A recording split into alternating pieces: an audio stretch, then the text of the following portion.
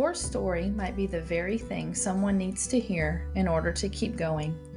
Hi, I'm Shara, and you're listening to Life Stories. Hey everybody, hope you're having a great day today. I am definitely in the Christmas spirit. The day after Thanksgiving, I think our entire marriage, we have set up all of our Christmas stuff. And so my tree is behind me, like inches behind me, inches behind my chair. And I love it. One of my favorite things to do all year is to come in here early in the morning when it's still dark and just turn on my Christmas lights and sit with my coffee and the quiet. I just love it. It's my favorite thing. So my husband and I have been watching these holiday baking championships and cookie baking championships on TV. We have really enjoyed watching them, and I love to bake. I mean, it's one of my favorite things to do. And so I've really gotten some great ideas about some of the desserts and things that they've been making that I want to try. It always reminds me when I watch it of the bakery that I had. And I had my bakery for a little over a year. And it's one of the best things I've ever done. And it's not because it was successful, because it wasn't. I lost a lot of money doing that. It was such a good growing experience for me. I loved it. I had so much fun because I was able to do whatever I wanted. I could make whatever I wanted. And I loved trying new recipes, and I loved that people would come in and want the same things, that they enjoyed the things that I baked. And I don't bake as much now. I still do it. Mostly I just do cupcakes, and I don't do it as a job. I will do it for friends who ask, and I'm happy, to do that for them, but I'm not advertising that I'm baking for people all the time. I loved the baking part of it. I loved meeting people. That was my favorite thing. I did not like the business part of it at all. I was just not a good business person. And that's just not my mind. My husband, if I were to do it over again, I would have him in charge of all of that, because I wasn't smart with that kind of stuff. I just loved having customers come in and getting to talk to them and share a cup of coffee or whatever. I enjoyed that part of it. But I was thinking about how, there may be somebody out there who's always wanted to have a bakery or a coffee shop or whatever, and it may seem like too much trouble, too much work. And I will just say this, it is a lot of work. I mean, I put in a lot of work, and I did everything by myself. My husband helped financially, but I did all the research. I went and got all the permits. I found the place to do it. Like, I did everything. And I was proud of myself for that. But I'm just telling you, it can be done. If I can do it, anybody can do it. And yes, it's a lot of work, and yes, it's hard. But, if it takes you a year to get it done, where are you going to be in a year if you don't do it? What if you get way down the road and think, man, I wish I would have at least tried. And that's how I feel about that bakery. It was not successful. Like I said, it was fun, but it was something I will never regret. And when I met with my life coach last year, when I started talking about my bakery, she said my whole demeanor changed. She said, you just light up when you talk about that. And I loved my bakery so much, even though it was not what the world would call successful. I loved it. I just had so much fun. It's what I thoroughly enjoy doing. And so I just want to encourage anybody that's out there that, maybe you're thinking of doing something. Maybe it's on a bakery. Maybe it's something else. And you just think, I don't know. It's a lot of work. It's probably not going to, be good, whatever. Why would you not try it? Why would you not? If you have the ability and the resources, why would you not just jump in there? I think the people that know me in my life, I don't know that they would think I am brave, because there are still things that I'm afraid of. There are things I don't like. So I don't think of myself as brave, but I've had brave moments. I've had different things that I've had to do or wanted to do that I've stepped out in that I've not been afraid at all. And the bakery was one of them.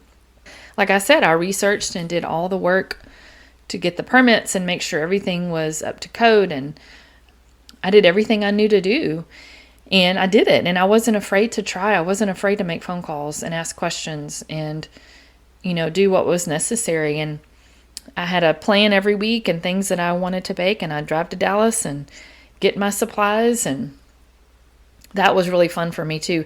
When I watched that cookie championships, all those shows, the neatest thing to me, I was telling my husband last night, is that wall of ingredients. Oh my gosh, the wall of, sugars and flours and sprinkles and food coloring. I mean, like all the things. Oh my gosh, that would be like a dream to go in a kitchen like that and have everything at your disposal, everything that you wanted to bake with. That would be so cool. Anyway, I'm just going to encourage you to step out and try to have fun. A couple of things happened. Even though my bakery was not a success, I think about these two opportunities that I was given during that time.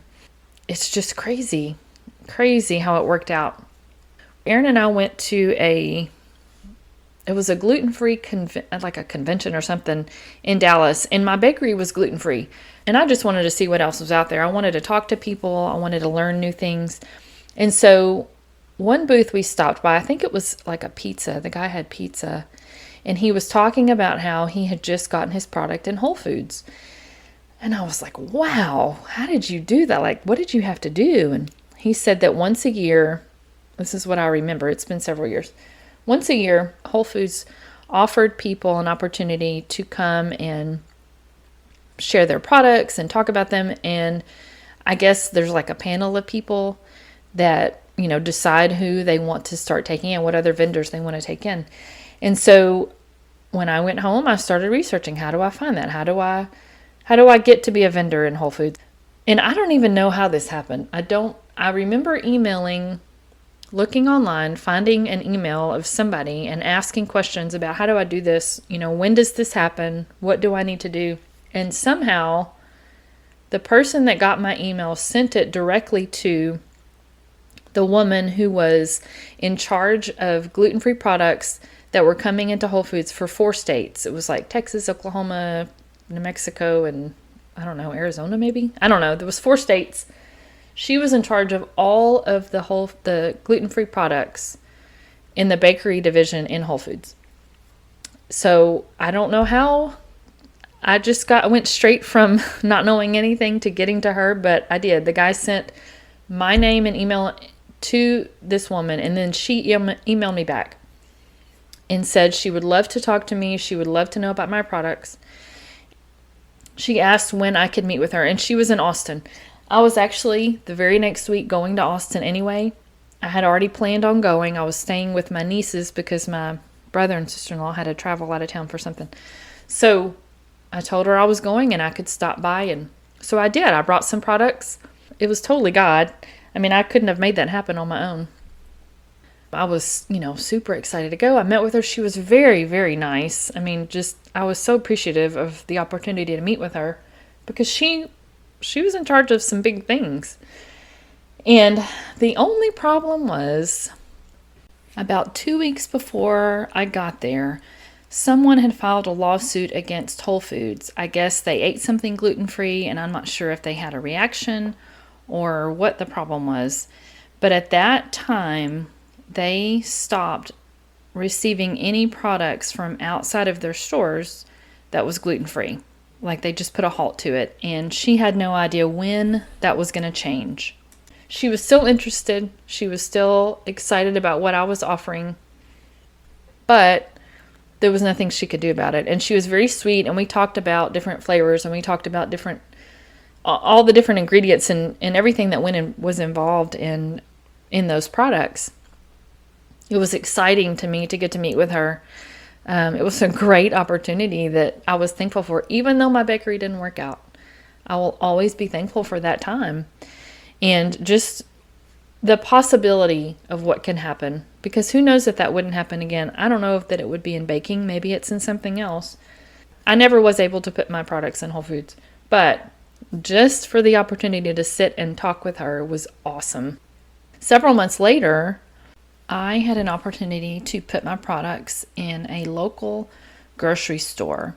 It was a specialty food store. It was big, and it would be like our East Texas version of Whole Foods or Central Market or something like that, specialty foods. They had a lot more to offer than other grocery stores around the area. And somebody came into my bakery. She was friends with the wife of the man who was in charge of the bakery division at that store. She was telling me that I needed to talk to him because I needed to have my products in his store. I mean, I was super excited about that. This was at the end, towards the end of my bakery, and I was losing so much money. I knew that something was going to have to change, or I was going to have to soon shut it down because I was so stressed. We were financially, it was wearing down on us. And I did call him. She gave me his number. I called him. I set up a meeting. I brought him my products. He loved them. He was excited. So we quickly got to work. He gave me a notebook, and it had all the vendor information, all of my vendor information and the information about the store. And he was explaining to me that I would have to create a product page for every single product, like every flavor of every cupcake and every cookie. And it was a lot of information. The problem was it was very confusing. And I was doing all this through email and over the phone with him. And there were things that I didn't know how to do. Like, I didn't understand their system. There were, words and codes and things for that grocery store that I didn't understand. I was emailing him, asking him questions about, I don't know how to do this. I don't know what exactly you're expecting from me. And he wasn't responding to my emails and my phone calls. And so finally, I emailed him and I said, look, this is like my last shot. If this doesn't work, I'm going to have to close my bakery. I'm not making money. I'm losing a lot of money and I can't keep doing this. I really want to do it, but I need your help. I need your input and I need you to explain to me how to do this. And I guess he was under a lot of pressure and a lot of things were going on with the store that I wasn't aware of. And anyway, he emailed me back and said, I'm so sorry. There's no way I can help you right now. We have too much going on. He said, I wish you the best. And that was it. That was the end of it. So it didn't work like I wanted. I still have my notebook with all my information for that store. And, that was another great opportunity for me. I'm very thankful that I was able to do that. I will always be thankful for that. And we still go to that store occasionally. And I always, walk through the bakery just to see what they have. And the reason he had wanted my products is because they didn't have fresh products. They have packaged stuff that was shipped from elsewhere, but they didn't have anything local, freshly baked that was gluten-free. And, I learned a whole lot. Definitely learned a lot about what not to do with that bakery. But it was fun. It was a great growing experience for me, and it was fun. And I just encourage you to, if there's something, a business or something you want to start, don't be afraid to do it. Just step out and try. What is it going to hurt to step out and try? I can promise you that it's going to hurt a lot more to be years down the road and regret not at least trying than it will just to step out and see now. Maybe the answer is no, but at least you tried. At least you stepped out. One of the cool things that happened with that bakery, besides those, two great opportunities, was that I made a new friend. When I was looking for a place to have it, I called a realtor, just called and said, I need a realtor to find me some places, commercial businesses that are for rent. And so I went to this one company and met with a realtor. She took me around everywhere, like lots of places she showed me. And she was, like 8 months pregnant with twins.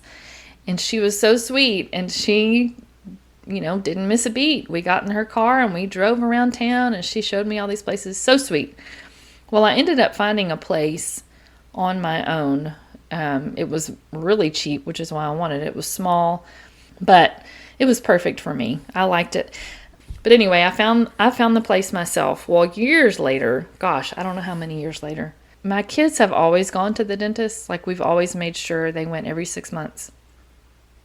Aaron and I did not. We did not go for, over 10 years probably. So we started going to the dentist.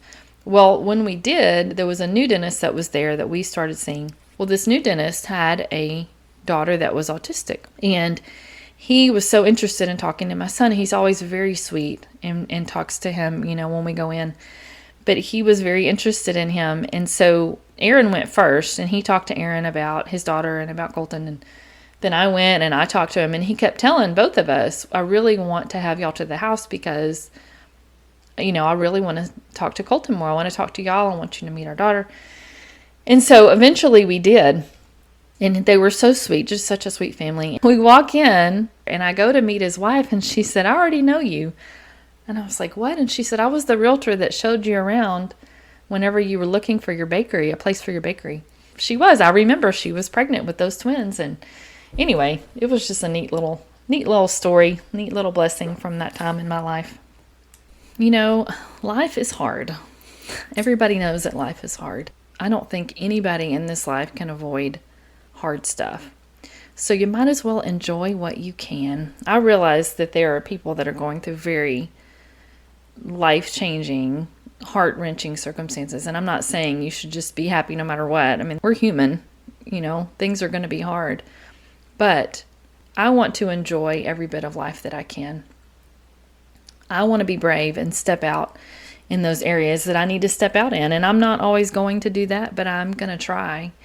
And finding the bright spots in this journey with my bakery and, making a new friend, getting to meet new people, being brave and putting myself out there. I want to do that. I want to keep doing that in whatever I try. And I've said this multiple times, and I'll probably keep saying it.